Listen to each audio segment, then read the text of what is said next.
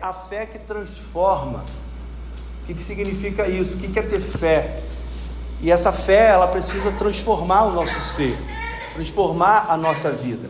E eu então vou utilizar o texto do capítulo 4, os versos 20 a 27. Abre sua Bíblia aí, Provérbios 4, 20 a 27. Apenas esses 7 versículos. Então você pode estar acompanhando na sua Bíblia. Eu vou usar a versão NVI, ou você pode estar acompanhando no telão.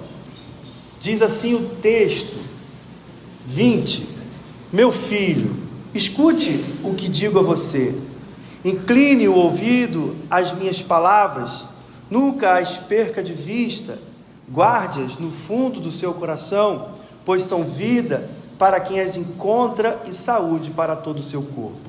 Acima de tudo, guarde o seu coração, pois dele origina a vida. Afaste da sua boca as palavras perversas, fique longe dos seus lábios a maldade. 25, olhe sempre para a frente, mantenha o olhar fixo no que está adiante de você. 26, considere a vereda que os seus pés tomam e seja firme em todos os seus caminhos. Não se desvie nem para a direita nem para a esquerda, afaste os seus pés da maldade. Abaixe sua cabeça e vamos orar. Senhor, mais uma vez nos colocamos diante de Ti, ó soberano Deus. Aqui está a Tua palavra, sendo exposta, sendo colocada para nós no nosso coração. Primeiramente, ó Senhor, como eu pedi, Espírito Santo, venha sobre mim e traga sobre mim a Tua vontade, as Tuas palavras. Que o Senhor faça isso aqui nessa noite, que cada coração seja encontrado pelo Teu Espírito Santo, conduzindo a entender que a Tua palavra é muito melhor do que tudo que esse mundo pode oferecer. Que nós possamos estar atentos, nossos ouvidos abertos, os nossos olhos abertos para ver e ouvir, ó Deus, aquilo que o Senhor tem para nós aqui nessa noite. Te agradeço, louvo o Teu santo e glorioso nome, no Teu nome, em nome de Jesus. Amém e amém. Nós vivemos um tempo muito desafiador. Acho que cada época, cada tempo tem os seus desafios, mas nosso tempo é um tempo muito difícil. A sociedade moderna, com suas inúmeras distrações e pressões que a gente recebe, muitas vezes nos afasta da fé verdadeira que nos transforma. Estamos constantemente sendo bombardeados por informações, opiniões e também valores que nem sempre estão alinhados pela palavra de Deus, que é a nossa única regra de fé. A única. Nós temos a nossa confissão de fé de Westminster, para você que está chegando, mas ela foi toda estruturada pela palavra. A Igreja Presbiteriana tem a sua Constituição. Se você ler, você vai ver que ela toda é baseada na palavra. A palavra de Deus é a nossa regra, ela é infalível, é inerrante, e ela deve então conduzir toda a nossa vida. Então a busca incessante por sucesso, a ansiedade, que é um tempo de ansiedade em nosso coração, gerada pelas redes sociais, não temos mais tempo para perder, vamos dizer assim, a gente quer tudo agora, nesse exato momento. Há uma ansiedade, porque a gente precisa então resolver logo. O medo do futuro, como será o amanhã, a insegurança quanto à nossa identidade, são apenas alguns dos problemas que nós enfrentamos diariamente. Esses desafios, eles podem nos levar a uma vida de superficialidade espiritual, onde a fé, ela se torna apenas uma formalidade, em vez de ser uma força transformadora. Muitas vezes, confiamos em nossas próprias habilidades, nossos próprios recursos, esquecendo-nos que a verdadeira transformação vem de uma fé profunda e genuína em Deus. Deus, através da sua palavra, Ele está dizendo: meus filhos, não permitam enganar, o seu coração está sendo assediado. É isso que Salomão está querendo dizer para nós. Filhos, preste atenção, O seu coração está sendo assediado como bandos de ladrões na calada da noite. Imagina, eles chegam sem avisar, os anunciantes, os grandes empresários da moda, da destruição da família, do incentivo à pornografia, procuram encontrar em seu coração um ponto de entrada. Eles ameaçam bombas bem definidas com as suas estratégias de guerra, e com elas deixam cair placas com informações que servirão como iscas gostosas, sutis, de fácil a gente olhar e desejar, sempre buscando o que? Nos levar a emoções geradas pelos nossos pontos fracos, nossos pecados, esperando conseguir entrar. Um pensador moderno, ele escreveu em seu site, ele disse assim: seja primeiramente autossuficiente. Preste atenção. Aprenda a se importar consigo. Ser uma pessoa capaz de se preencher sem precisar de bajuladores ou da piedade de outra pessoa. Só assim conseguirá viver sem que algo lhe atinja. Algo sutil, bacana. Eu preciso me valorizar. Eu não preciso do outro para ser alguma coisa. Eu sou autossuficiente. Aí, o pensamento vai lá no início. Eu sou autossuficiente. Eu não preciso mais de ninguém. A isca está aqui nessas palavras. Fujam dos bajuladores. Mas o início da frase é destruidora. Sejam autossuficientes. E se você não se atentar, essas palavras entrará como algo sutil, pois o desejo deles é dominar você. Seja então autossuficiente. Olha, autoestima. E isso vai fazer com que a gente caia em grandes enganos. Primeiro, por quê? Por que a gente cai nesses enganos? Porque nós estamos distraídos constantemente. Andamos distraídos. Vivemos em uma era de distrações incessantes. Nossos celulares, as redes sociais, a mídia em geral, compete constantemente por nossa atenção. Um dos erros que a pandemia trouxe foi o culto online. Quem já assistiu o culto online aqui conseguiu ficar do início ao fim assistindo o culto? É impossível, porque o seu celular vai te distrair, vai te levar para uma outra situação. Isso nos impede de focar no que realmente importa, a nossa relação com Deus. Outra, a autossuficiência. A autossuficiência está na cultura. A cultura moderna valoriza isso, a independência.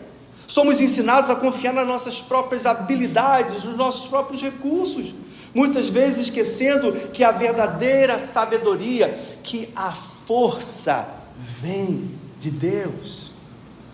Ansiedade, medo, outra marca em nossos corações. A incerteza do futuro, as pressões da vida moderna geram isso, geram em nós ansiedade. Estamos o tempo todo ansiosos, estamos todo o tempo com medo, e esses sentimentos podem nos paralisar e nos afastar da confiança plena em Deus, que é soberano sobre tudo e todos. Um outro, que tudo isso aqui vai trazer, vai desencadear numa superficialidade espiritual. Em meio da correria do dia a dia, nossa vida espiritual pode se tornar tão superficial, participando dos cultos, sem realmente nos aprofundarmos nesta fé que nos transforma. Eu gostaria de compartilhar uma história real que ilustra esse perigo de não guardar o coração. Quando eu entrei na faculdade muito tempo atrás, na universidade, minha primeira universidade, eu conheci um rapaz muito dedicado à obra do Senhor. E ele tinha uma fé vibrante, que eu olhava assim, cara, que legal. No entanto, ele começou a se envolver com um grupo de amigos ali da faculdade, que compartilhavam de outros valores. Aos poucos ele foi se afastando, e com as práticas espirituais que antes era tão importante para ele. Ele começou a consumir conteúdos pornográficos na internet, a frequentar festas, a sair à noite, matar aula para ir naqueles lugares e se envolver em relacionamentos superficiais. Ele não percebeu que o seu coração estava sendo sitiado. Os ladrões ao redor de sua fortaleza espiritual, encontraram pontos fracos que começaram a entrar. A sua fé, que antes era uma força transformadora, tornou-se formalidade. Ele começou apenas a existir. Esse é o perigo, apenas existirmos, acordar, a dormir, trabalhar, descansar, acreditando que encontrou a verdadeira liberdade, mas era somente um existir, mas sem vida, verdadeiramente. Para Salomão, guardar o coração é uma questão de vida ou de morte. Não no sentido de nos livrar da morte física, que isso é impossível, mas de nos ajudar a viver adequadamente. Indo para o Novo Testamento, somos lembrados lá em Gálatas, capítulo 2, versículo 20, vai dizer: fui crucificado com Cristo, assim já não sou eu, mas quem vive, mas Cristo vive em mim. A vida que agora vivo no corpo, vivo-a pela fé no Filho de Deus, que me amou e se entregou por mim. Não vivemos para nós mesmos, agora a minha vida é Cristo Jesus, o Senhor. Muitos estão apenas vivendo, como eu disse, acordando, dormindo, trabalhando, descansando, mas Deus nos chama, meus irmãos, não apenas a existir, mas viver. Viva, não só exista, mas viva. Viver pela fé verdadeira significa experimentar a plenitude da vida que Deus tem para cada um de nós, uma vida transformada pela fé em Cristo Jesus. Viver com uma sabedoria divina. Encontre em Cristo a ajuda para superar os desafios modernos. Seja guiado por um caminho de excelência que leve para a verdadeira transformação. Que o Senhor possa nos fazer reconhecer os perigos que cercam os nossos corações, que Ele revele para nós: olha, é esse perigo que está no seu coração, e buscar a verdadeira transformação que vem pela fé genuína em Cristo. Uma das armas, presta atenção, meus irmãos, nós precisamos voltar a usar esta arma. Deus nos colocou muitas armas, e uma delas é a arma chamada oração. A oração, meus irmãos, ela é tão importante para poder a gente desarmar essas armadilhas que vêm em nosso coração. A oração nos conecta diretamente com Deus, nos fortalece espiritualmente e nos dá uma coisa que precisamos ter: discernimento para reconhecer as coisas que são eternas e que são passageiras, para resistir às tentações. Quer resistir às tentações? Dobre o seu joelho, volte a orar. A oração é como um escudo que nos protege dos dardos lançados pelos ladrões ao redor da nossa fortaleza espiritual. Quando nós oramos, percebemos com clareza a vontade de Deus. Isso é orar. Orar é: Senhor, revela a tua vontade. Não é sair pedindo qualquer coisa, é pedir conforme as Escrituras, é pedir conforme a sua vontade, é orar para que os nossos ouvidos ouçam a voz dele dizendo: isso é para você, isso não é para você. E quando ouvir não é para você, celebre, adore, porque a vontade do Senhor está sendo realizada na sua vida. Oração nos afasta do mal. Que nós possamos ser fortalecidos e ser capacitados a viver uma vida de acordo com a vontade do Senhor. A oração nos ajuda a manter os nossos corações focados em Deus, evitando que possamos ser influenciados, desviados para as influências negativas que estão ao nosso redor. Uma pergunta para você responder para você mesmo na sua mente: quantas horas por dia você gasta em oração? Pense, quantas horas? Quantos minutos, não? Quantas horas? Primeiro ponto: a importância de guardar o coração. No verso 23 de Provérbios 4 vai dizer: acima de tudo, guarde o seu coração, pois dele depende toda a sua vida. Guardar o coração vem da palavra hebraica natsar, que implica vigilância cuidadosa e constante. Quando Salomão está dizendo aqui, olha, guarde o seu coração, mas seja cuidadoso. E esse cuidado não é só agora, esse cuidado é constante. O coração representa o centro do ser humano para a Bíblia, incluindo mentes, vontades e as nossas emoções. O texto continua: toda a sua vida. Essa expressão refere-se às origens e direções de nossas ações, dos nossos pensamentos, que também vão influenciar toda a nossa vida. O coração, então, é a sede das nossas emoções, dos nossos pensamentos, das nossas vontades. Guardar o coração significa proteger os nossos pensamentos, proteger os nossos desejos das influências negativas que podem afastar-nos de Deus. A fé que transforma começa com um coração guardado e dedicado ao Senhor. Guarde-se, dedique-se ao Senhor.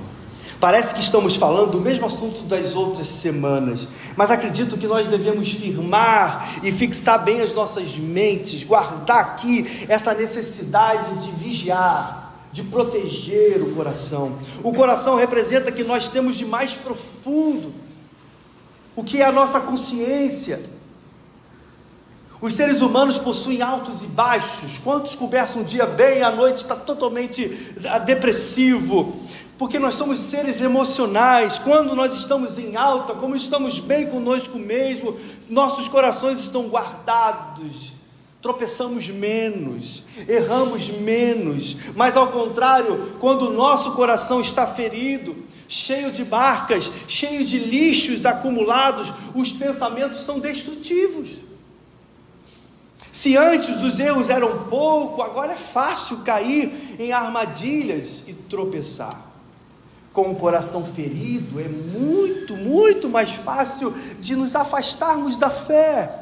Aquilo que era evitado, os pecados que eram ignorados, agora se tornam práticas reais e comuns na vida. Porque não guardou o coração. Quando Salomão diz: cuide bem do seu coração, ele está nos instruindo a ter uma vida que faça sentido, uma vida que vale a pena. Não permitir viver com o coração ferido, não permitam ficar com o coração magoado, entristecido, ferido, cheio de marcas.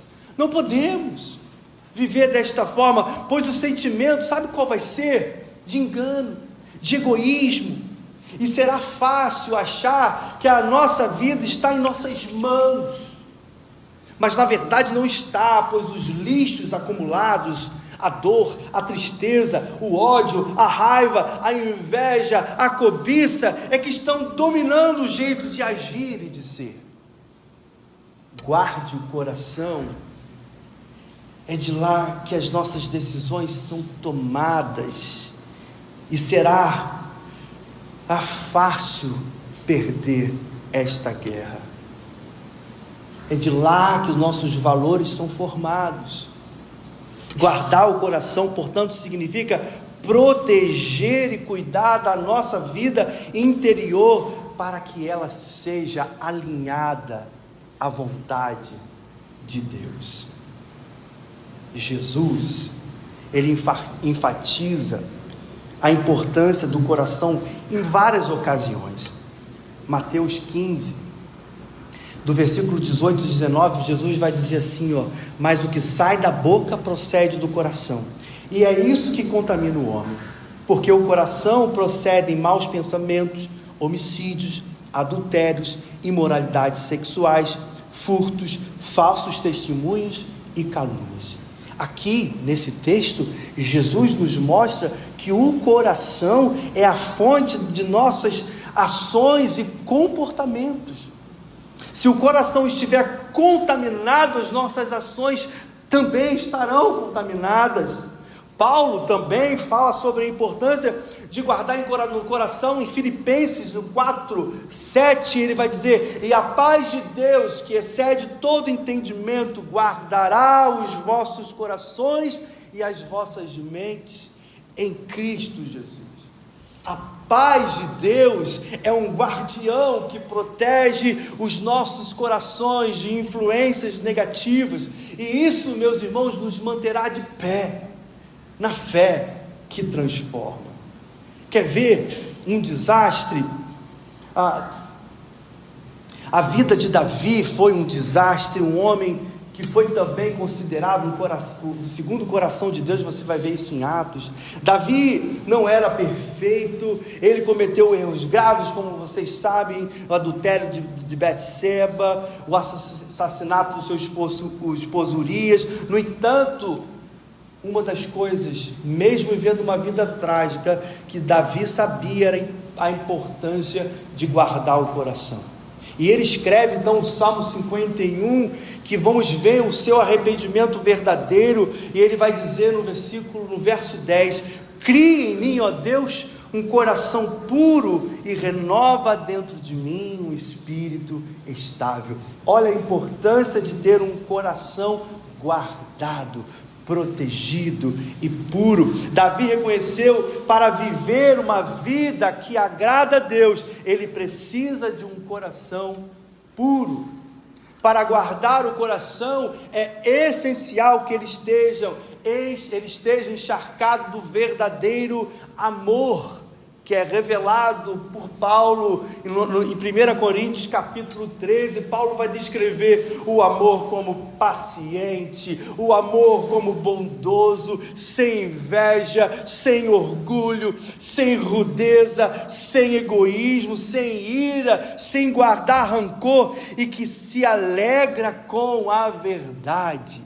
E deixa eu te dizer uma coisa: esse amor é uma pessoa, esse amor se chama Cristo, e Ele habita em nós, esse amor habita em nós.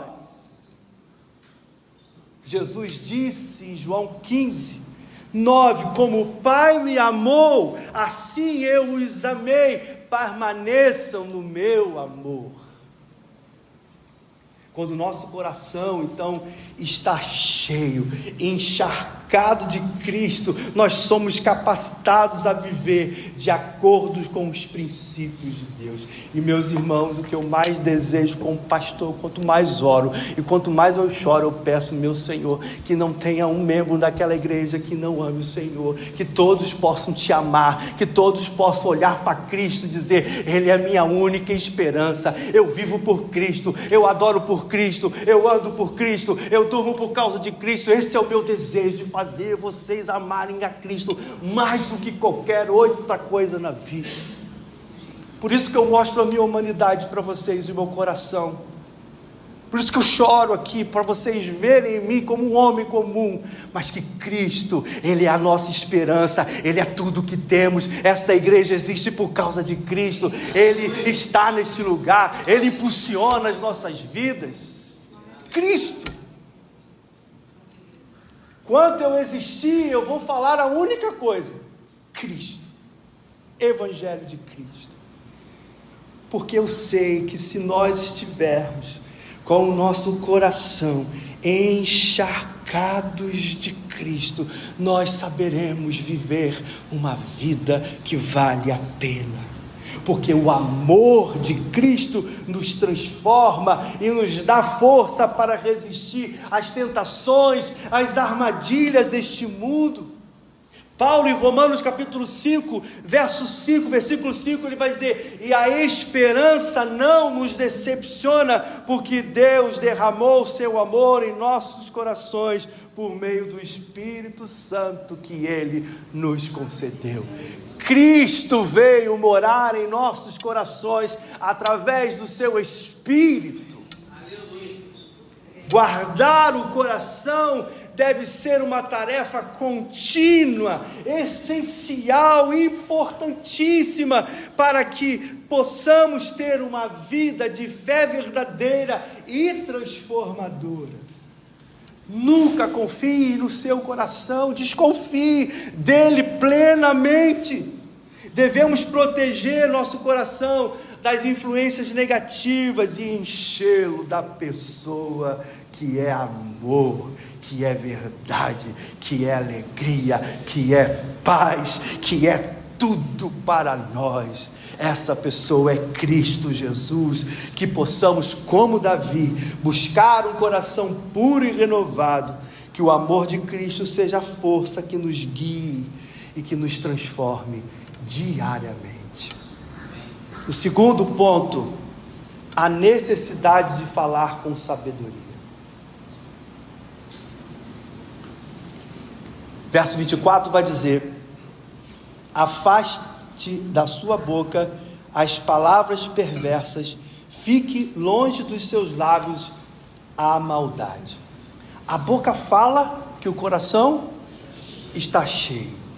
Paulo exortou que devemos evitar conversas tolas e profanas, pois essas palavras malditas são como um câncer, que se espalha rapidamente e promove guerras. Por isso que o mundo está em guerras o tempo todo. São pelas palavras que revelamos aquilo que somos, como pensamos, as nossas ideias do mundo. A Bíblia nos chama a sermos o quê? Sábios, meus irmãos. E para obter a sabedoria é importante examinar as nossas palavras, das nossas bocas. Preste atenção, jamais podem sair palavras que estimulem ódio. A língua é um pequeno órgão do corpo, mas se for contaminado, se torna veneno. Provérbios capítulo 4, 24, vai nos dizer, Salomão vai nos instruir a desviar da falsidade da boca e afastar-se da perversidade dos lábios. Palavra falsidade refere-se a palavras enganosas, distorcidas, quanto perversidade implica-se em palavras maliciosas e corruptas. Salomão está nos chamando a uma vida de integridade, de verdade.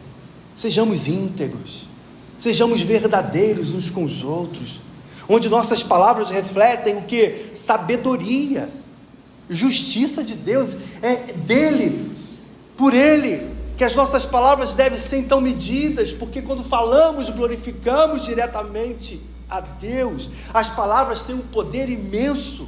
Tiago capítulo 3, 5, 6 vai dizer: semelhantemente a língua é um pequeno órgão do corpo, mas se vangloria de grandes coisas. Vejam, como um grande bosque incendiado por uma simples fagulha, assim também a língua é um fogo, é um mundo de iniquidade, colocada entre os membros do nosso corpo, contamina a pessoa por inteiro, incendeia todo o curso de sua vida, sendo ela mesma incendiada pelo inferno. Vindo para cá hoje, quem passeou um pouquinho, tinha um lugar completamente incendiado, e eu lembrei desse texto, como rapidamente incendeia. Tiago nos mostra que, embora pequena, a nossa língua, ela pode causar grande destruição se não for controlada. E ele vai dizer na última parte do versículo 6, que ela é inflamada pelo inferno. Olha, Tiago também usa a metáfora do freio do cavalo para ilustrar a necessidade de controlar a língua. Tiago 3,3 vai dizer: quando colocamos freio na boca dos cavalos para que ele nos obedeça, podemos controlar o animal todo. O freio guia o cavalo, a sabedoria, o discernimento deve guiar nossas palavras da mesma forma. Se não controlarmos nossa língua, ela pode destruir relacionamentos, causar conflitos e espalhar ódio. Um exemplo claro do poder destrutivo da língua, ela é encontrada também na história de Davi, o seu filho Absalão. Em 2 Samuel, eu não vou ler o texto, mas vamos ver que Absalão, ele usa palavras enganosas para quê? Para conquistar o coração do povo e fazer uma rebelião contra o seu pai. Ele então se posiciona à porta da cidade e dizia ao povo que Davi não tinha tempo para ouvi-los. Ficava então colocando no coração daquele povo, prometendo que se ele fosse então o juiz, ele faria justiça. Suas palavras enganosas, manipuladoras, levaram a uma guerra civil e muitas mortes. Por outro lado, a língua também pode ser fonte inesgotável de bênçãos. Em Provérbios 15, 4, lemos o seguinte: o falar amável é a árvore da vida, mas o falar enganoso esmaga o espírito. Quando nós usamos a palavra para edificar, encorajar, para mostrar amor, podemos transformar vidas e trazer cura. Que os seus lábios, que a sua língua possam trazer palavras do alto, e que muitos e muitas ao seu redor possam ser curados pelo poder que há no nome de Jesus. Paulo vai nos exortar em Efésios capítulo 4, 29, nenhuma palavra torpe saia da boca de vocês, mas apenas o que for útil para edificar os outros, conforme a necessidade, para que conceda graça aos que ouvem. Ele está nos chamando então a usar as nossas palavras para edificar os outros, mostrar a graça de Cristo. Ainda em Colossenses 4, 6, ele vai dizer: o seu falar seja agradável e temperado com sal, para que saibam como responder a cada um. E aí, tratando do nosso mestre e salvador, Jesus, em seu sermão do monte, Mateus 5, 22, ele vai dizer: mas eu digo a vocês que qualquer que se irar contra o seu irmão estará sujeito a julgamento. Também qualquer que disser ao seu irmão raca será levado ao tribunal, e qualquer que dizer louco corre o risco de ir para o fogo do inferno. Olha o poder que a nossa língua tem, meus amados irmãos. Jesus nos mostra que as palavras têm consequências eternas, e que devemos usá-las com sabedoria e com amor. Não afaste as pessoas com suas palavras, atraiam elas pela graça de Cristo. Espalhem o poder de Jesus, espalhem o Evangelho, falem de Cristo, proclame nas redes sociais a verdade, fale da verdade, fale do poder de Cristo Jesus, porque a língua tem o poder, como eu disse, da morte e da vida. Quantos relacionamentos, quantos casamentos, quantas amizades são destruídos por causa desse pequeno órgão que nós temos, que é a língua. Nossas palavras têm um impacto profundo e duradouro. Quantos estão ainda hoje feridos por causa de palavras? Devemos, portanto, buscar falar com sabedoria, controlando nossa língua e usando, como diz o texto, para abençoar o outro. Ninguém aqui nasceu para viver sozinho, nós precisamos uns dos outros. Então que as nossas palavras sejam temperadas para que a bênção chegue a uns aos outros. Que as nossas línguas revelem a graça de Cristo, o amor de Cristo, a bondade de Cristo. Que sejamos fonte de bênçãos e não de maldição. O mundo já é triste demais. Nós precisamos abençoar, que nossas palavras sejam sempre agradáveis, suaves, e que promovam a edificação e a paz. Lembre-se que as nossas palavras têm poder, é verdade, muito poder. A fé que transforma nos leva a falar com sabedoria. Se você quer ter uma fé que seja transformadora, a sua língua precisa transmitir palavras de sabedoria e verdade. Assim você vai evitar engano, dor, tristeza, morte. As nossas palavras, elas devem refletir em quem pertencemos, a quem pertencemos. A nossa fé em Cristo, quando nós falamos, nós expressamos quem é Ele, quem é Cristo. Eu quero tratar aqui sobre abusos de línguas venenosas. Talvez tenha gente aqui que foi extremamente ferido por alguém. Para aqueles que foram abusados, feridos, palavras, com ações dos outros, a Bíblia oferece um caminho de alívio. A Bíblia oferece cura através do perdão.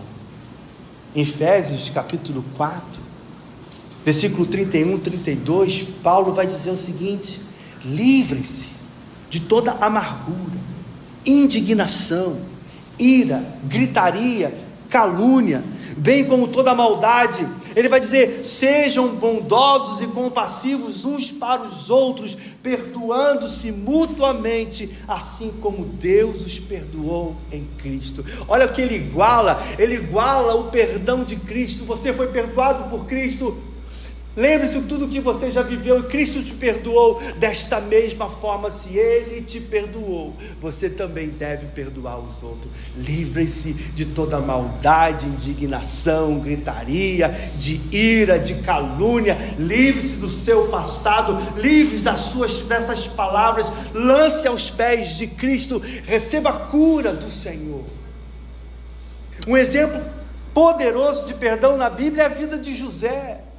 Lembra de José? José foi odiado por todos os seus irmãos, foi jogado no poço, foi vendido como escravo. Chega lá, ele é acusado então de traição, e ele permanece ali fiel, se transforma então no governador, e ele tem oportunidade agora, diante dos seus irmãos, de matá-lo, de fazer o que quiser. Imagina o coração de José naquela hora, ferido com todas as atitudes maliciosas dos seus irmãos, ele ali diante de todos eles, ele vai dizer o seguinte, Gênesis 50, 20: vocês planejaram o mal contra mim, mas Deus o tornou em bem, para que hoje fosse preservada a vida de muitos. Foi ferido por palavras, vocês, eu? Saiba que o Senhor transforma o mal em bem, para a glória dele.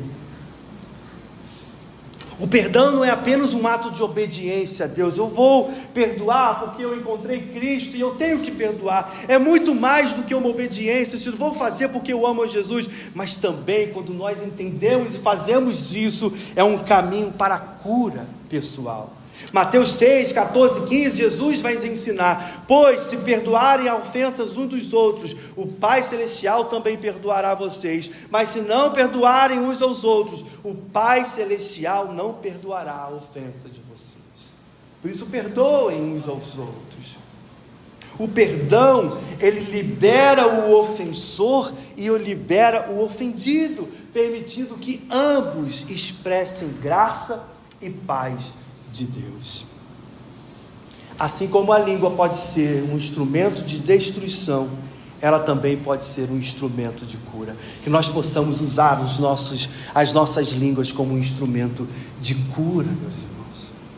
Provérbios 12, 18: há palavras que ferem como espadas, mas a língua dos sábios traz cura. Que nós possamos ser encontrados com tanta sabedoria, que os nossos lábios saiam palavras que tragam cura. Quando escolhemos perdoar e falar as palavras de graça e amor, podemos trazer restauração para corações feridos. E eu espero que essa noite o Espírito Santo possa te convencer a liberar o perdão e se encharcar da graça e do conhecimento. Aquilo que foi, já foi. O que importa é agora, porque não vivo mais para mim mesmo, mas vivo para Cristo Jesus, o meu Senhor. Último ponto: a direção clara para a vida. Versículo 25 ao 27, vai dizer: olhe sempre para frente. Mantenha o olhar fixo no que está diante de você. Veja bem por onde anda e os seus passos serão seguros. Não se desvie nem para a direita, nem para a esquerda. Afaste os seus pés da maldade. Salomão está chamando a nossa atenção para olhar bem para onde pisamos. Devemos analisar, devemos repensar, pensar novamente, proteger, projetar, avaliar as vantagens, avaliar as desvantagens, antes de escolher os caminhos que a vida procede. Por isso, é necessário temer ao Senhor. que é o primeiro tema, que é o princípio da sabedoria. E depois de encontrar a sabedoria, nunca mais devemos nos desviar dela. A vida é dinâmica, a vida exige esforço, exige uma análise profunda. Ainda o Provérbios 19:2 vai dizer: não é bom ter zelo sem conhecimento, nem ser precipitado e perder o caminho. Ter zelo suficiente, mas sem conhecimento, ele está dizendo, não é bom, porque isso levará a ser precipitado, e com isso, perder o caminho. A vida é feita de decisões, meus irmãos, é nossa responsabilidade decidir, e nós, humanos, limitados, não sabemos o dia de amanhã. Quem sabe aqui que vai acontecer amanhã? Não podemos controlar as coisas que vêm sobre nós de acordo com as nossas escolhas, porque virão. Toda escolha tem sua consequência. Qual a consequência que nós iremos assumir? Não sabemos o dia de amanhã, mas nós podemos criar possibilidades e probabilidades. Com isso, a sabedoria do Senhor nos ensina. Quem adquiriu a sabedoria não pode voltar atrás e viver de uma forma irracional, sair fazendo o que quer, desleixada e irresponsável. Nós devemos calcular a nossa rota e afastar-nos do mal, olhar para frente, olhos para frente. Quando o Salomão diz, olhem sempre para frente, mantenham o olhar fixo no que está diante de vocês, significa, mantenha o foco. Qual é o foco? É encontrar com Cristo, é estar com Ele, é desfrutar dEle. Mantenha o olhar fixo na visão que é clara, sem se distrair com as tentações ao redor. Ele vai dizer, pondera a vereda, veja bem por onde anda, e os seus passos serão seguros. Ponderar implica em refletir cuidadosamente sobre os nossos passos e decisões. Não declines, não se desvie nem para a direita nem para a esquerda, afaste os seus pés da maldade. Isso nos chama a uma vida de integridade e de firmeza, sem concessões ao mal. Salomão nos ensina que nós devemos analisar e planejar os nossos caminhos. Com quê? Com sabedoria. O Provérbio 21:5 vai dizer, os planos bem elaborados levam à fartura, mas o apressado sempre acaba na miséria. E o que nós estamos fazendo? Nós estamos apressados, nós estamos correndo, nós estamos querendo resolver logo tudo, e não ponderamos, não pensamos, não analisamos, não estamos vendo o que pode dar certo, o que pode estar errado. Nós estamos vivendo, vamos em frente, e o que diz o Provérbios, que esses acabarão na miséria. A vida exige de nós, das nossas decisões, e devemos calcular nossas rotas, e como diz, afastar-nos do mal. As escolhas mudam o nosso futuro. Tiago capítulo 4, 13 e 15, vai lembrar para nós as nossas limitações humanas.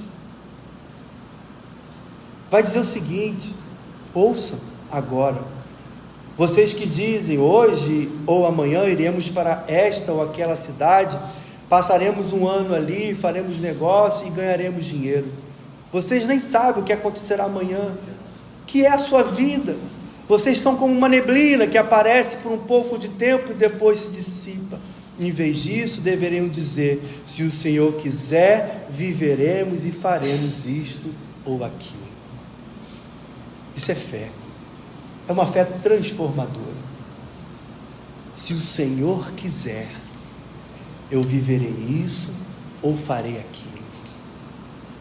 A palavra de Deus, que é a nossa regra máxima de fé, é como o nosso GPS. Eu sou terrível em localização, eu tenho que colocar GPS até para minha casa, se duvidar. O nosso, que também às vezes falha, né? E falha muito. Nosso guia é seguro, mas a palavra não falha jamais. E vamos pensar em algo que é seguro.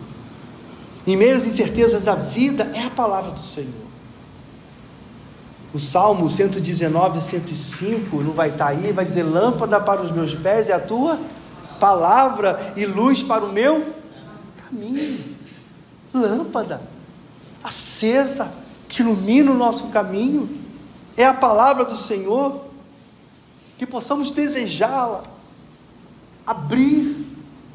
Esses dias eu vi um vídeo, se o celular fosse a palavra de Deus, o cara acordou, a primeira coisa que ele fez é ele ir lá ler a palavra de Deus. A gente acorda, a primeira coisa que pega é isso aqui. Meus irmãos, lâmpada para os meus pés é a tua palavra e luz para os meus caminhos. Assim como o GPS me trouxe de Cabo Frio para cá, a palavra de Deus nos guia em nossa jornada espiritual.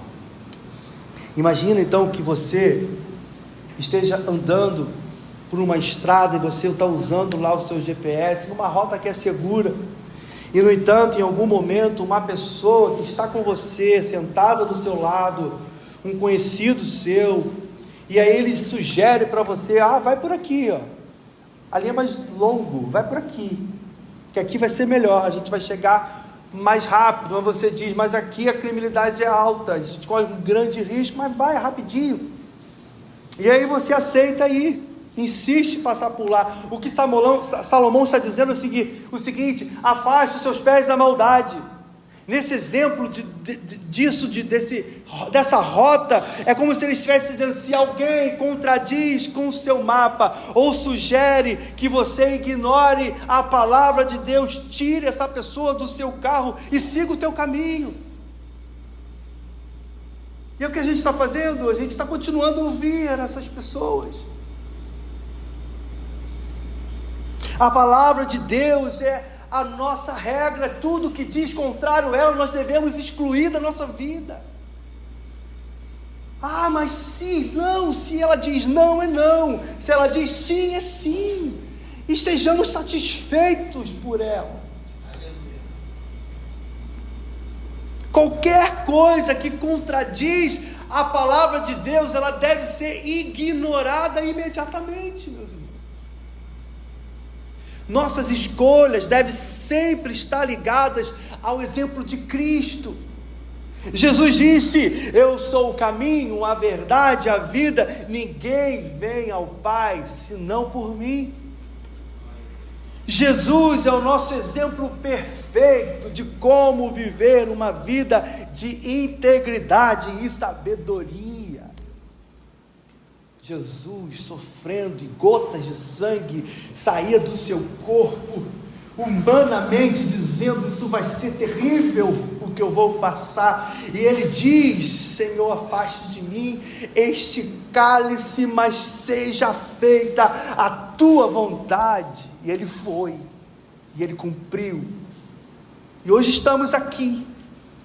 Ele é um exemplo perfeito de que a vontade de Deus, ela é maior, ela é melhor, é mesmo que nada, que aquilo que a gente deseja aconteça, o que Deus tem para cada um de nós é muito melhor, é muito melhor. A nossa tendência é sempre justificar a injustiça das nossas más escolhas. Quando nós fazemos isso, nós estamos perdendo a sensibilidade de identificar o mal. Não justifique as suas más escolhas. Não posso justificar as minhas más escolhas. 1 Tessalonicenses 5:22 vai dizer: abster-vos de toda aparência do mal. Proteja o seu coração.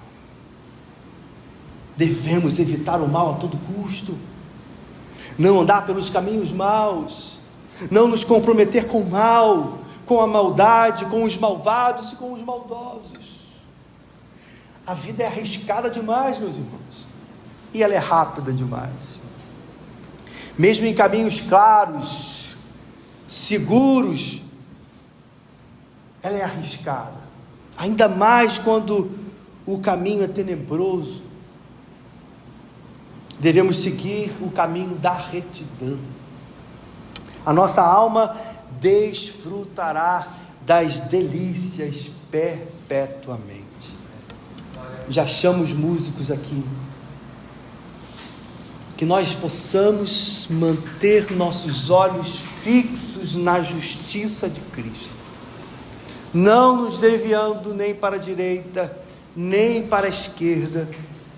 Que as nossas escolhas sejam sempre guiadas pela palavra de Deus, por ela, para que possamos evitar o mal a todo custo.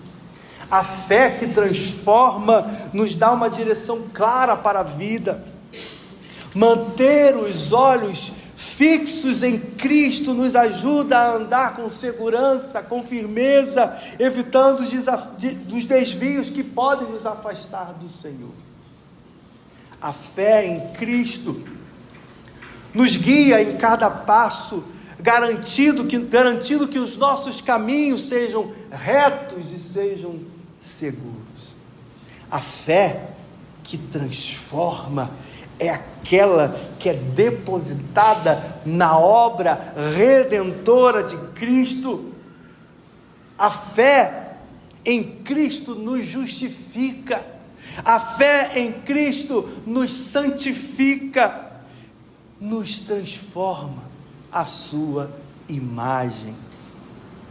Ter fé em Cristo significa confiar plenamente, unicamente, exclusivamente na cruz dele, no seu sacrifício redentor. Reconhecer a nossa necessidade de arrependimento e viver uma vida que reflete, revele a sua graça e o seu amor. Meus irmãos, família, meus queridos, que alegria é saber que fomos escolhidos. A nossa fé nos garante isso. Cristo nos escolheu, nos chamou, nos resgatou. Cristo.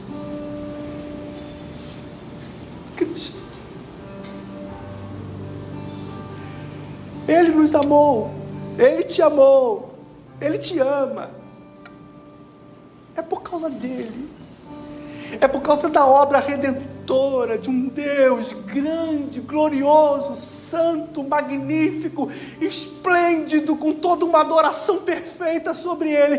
Ele então resolve: eu vou salvar um povo, vou chamá-los de meu, eles serão meus, eu os restaurarei. Não é glorioso ter esta certeza de que Cristo nos escolheu para que sejamos totalmente dele, para Ele. Paulo em Efésios nos lembra que fomos escolhidos em Cristo antes da fundação do mundo. Para quê? Para sermos santos e irrepreensíveis em Cristo, diante dele que possamos nos dobrar nesta noite, diante dele nós possamos nos curvar e dizer: Senhor, Tu és a minha esperança, Tu és a minha canção, Tu és a minha razão de viver. Santo, santo Deus, essa escolha divina nos enche de alegria, nos enche de gratidão. Não dá para ser um cristão sem alegria. Não precisamos de circunstâncias para ser alegres, porque Cristo é alegria.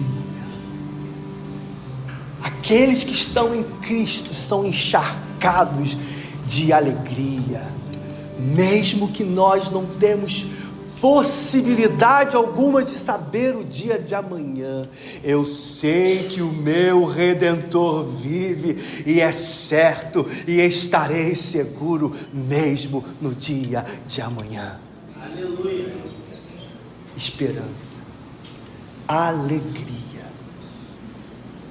Lembremos-nos, porém, que sem arrependimento não se pode viver por esta fé. O arrependimento é um reconhecimento sincero dos nossos pecados. É uma decisão de nos afastarmos do mal. É um passo essencial para uma vida de fé transformadora. Que Deus nos faça ter uma vida de fé que transforma a nós e ao outro. Que possamos guardar os nossos corações. Guarde o seu coração. Fale com sabedoria e mantenha os seus pés fixos, centrados, olhando para o autor e consumador da sua fé, sempre confiando na obra redentora de Cristo Jesus.